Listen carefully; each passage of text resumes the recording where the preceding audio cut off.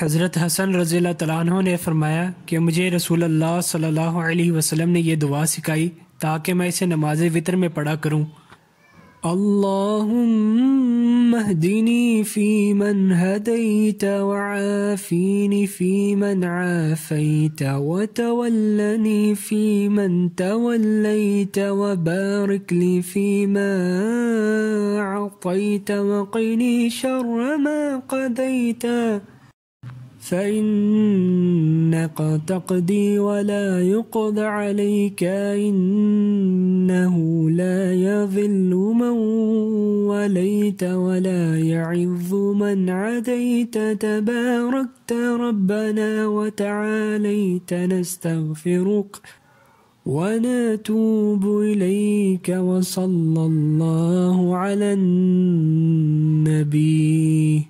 یا اللہ ہدایت دے مجھے ان میں جن کو آپ نے ہدایت دی، اور عافیت دے مجھ کو ان میں جن کو آپ نے عافیت دی، اور کارساز بن میرا ان میں جن کی آپ نے کارسازی فرمائی، اور برکت دینا میرے لیے اس میں جو مجھے دے رکھا ہے آپ نے، اور بچا مجھ کو اس تکلیف سے جس کا آپ نے فیصلہ کر رکھا ہے، اس لیے کہ آپ خود فیصلہ کرتے ہیں اور انہیں فیصلہ کیا جا سکتا ہے آپ کے فیصلے کے خلاف۔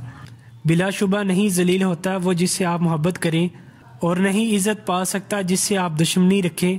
برکت والے ہیں آپ اے ہمارے رب اور بلند ہیں، ہم سب آپ سے بخشش چاہتے ہیں اور رجوع کرتے ہیں آپ کی طرف، اور رحمت اللہ کے نبی صلی اللہ علیہ وسلم پر۔ وطروں کے بعد یہ کلمات 3 بار پڑھے جائیں، تیسری بار بلند آواز سے۔